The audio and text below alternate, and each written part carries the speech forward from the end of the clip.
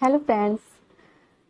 आज मेरी वीडियो बनाने का जो मोटो है, यह टॉपिक वो है सास बहू का प्यारा सा रिश्ता। एक बहू अपनी सास के साथ कितने प्यार से रह सकती है। ये वीडियो बनाने से पहले मैंने अपने हस्बैंड से पूछा कि इस टॉपिक को कैसे रखूं आप लोगों के सामने। ऐसे कुछ होता नहीं है कि अगर बेटा बहू की हेल्प करे तो जोरू का गुलाम, और अगर दामाद हेल्प करे तो बहुत अच्छा है। तो मेरे हस्बैंड बोले ऐसा मत बनाओ, प्रॉब्लम सबके पास है, तुम सॉल्यूशन बताओ। तो मैंने उनसे कहा कि तो लाइनें कहीं से ढूंढने की जरूरत नहीं, जो मेरी और मेरी सासू माँ का रिश्ता है वही बताना है। मतलब हकीकत बयां करनी है। और सही भी है। कोई भी सास बहू ये नहीं चाहती कि उसका रिश्ता टूट जाए या उसका रिश्ता खत्म हो जाए।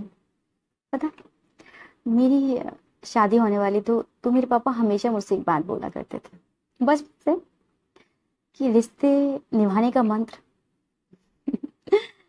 मैंने बोला बताओ।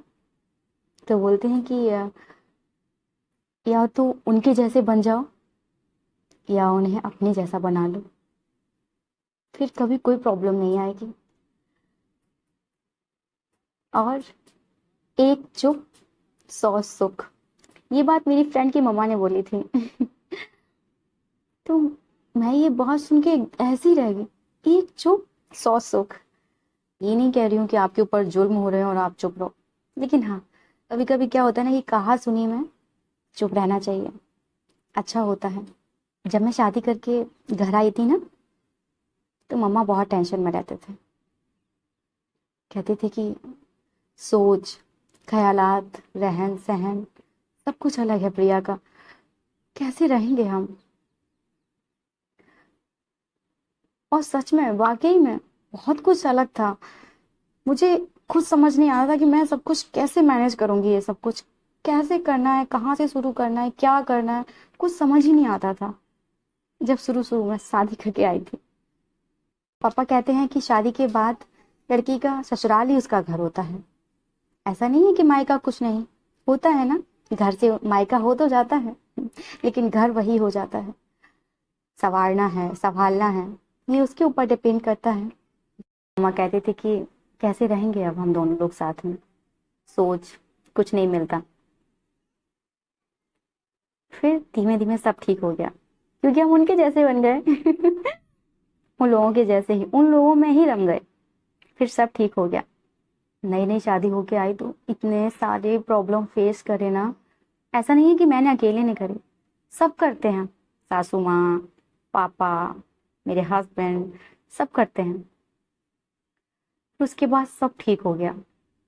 इतनी सारी प्रॉब्लम्स की एक छोटी सी क्लिप में नहीं बता सकती, बट वो प्रॉब्लम अब याद करती हूँ तो हंसी आती है। अब वो सारी प्रॉब्लम्स कुछ भी नहीं लगती। होता है ना, थोड़ा टाइम, होता है ना कि थोड़ा टाइम लगता है। जब नई नई शादी करके आओ तो समझने में टाइम लगता है उनको, खुद को समझने में, और उनको अपने आप को समझाने में बहुत टाइम लग जाता है। मैं और मम्मा अब बातें करते हैं ना बैठ के, तो पापा अगर आ गए, अगर पापा आ गए तो बोलेंगे तुम लोगों की बातें ही नहीं खत्म होती। तो मम्मा बोलेंगे अब हम लोग बातें भी ना करें। मैंने कहा बिल्कुल ठीक।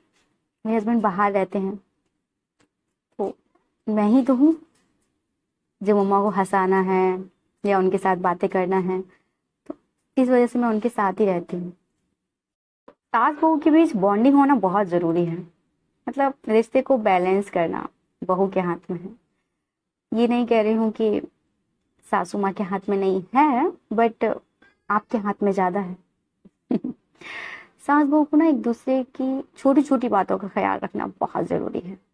अगर मम्मा मुझसे कुछ बोल देते हैं ना, तो मैं चुपचाप सुन लेती हूँ। लेकिन ऐसा नहीं है अगर मैं कुछ मम्मा को बोल दूं तो मम्मा भी चुपचाप सुन लेते हैं। ऐसा नहीं है कि और टिपिकल सासों की तरह तुमने ऐसा मुझसे क्यों बोला। ऐसा नहीं है। ऐसा भी नहीं है कि मम्मा मेरी बात मेरे हस्बैंड से चार बातें कह के लगाती हैं। बिल्कुल नहीं, कभी नहीं। इन 4 सालों में ऐसा कभी नहीं हुआ कि मेरे और मेरी मम्मा के बीच में इस बात को लेकर कभी भी बहस हुई हो कि तुमने ऐसा क्यों बोला। होता ही नहीं है, क्योंकि मम्मा हर बात को समझते हैं। तो फिर मैं भी समझती हूँ। जब मैं आई थी ना नई नई, तो फिर सारे रिश्ते संभाल ही नहीं पा रही थी। बहुत हेल्प की उन्होंने मेरी इन सब को संभालने में। सासू माँ को, सास बहू को एक दूसरे की जरूरतों का और बातों का बहुत ख्याल रखना चाहिए। ऐसा अगर कुछ काम कर रहे हैं मम्मा, तो प्लीज मम्मा मैं कर लूंगी। ये जो प्लीज है ना, ये बहुत इफेक्ट करता है। भले ही वो आपको ना करने दें यार, लेकिन एक बार बोलने में क्या जा रहा है। मम्मा प्लीज रहने दो, मैं कर लूंगी। एक बार करके देखो ये सब कुछ। आप कुछ बोलेंगे कि मेरी मम्मा ऐसी है ही नहीं, और नहीं है। कुछ लोग बोलेंगे कहना बहुत आसान होता है, करना बहुत मुश्किल। ऐसा नहीं है। मेरी बेटी है।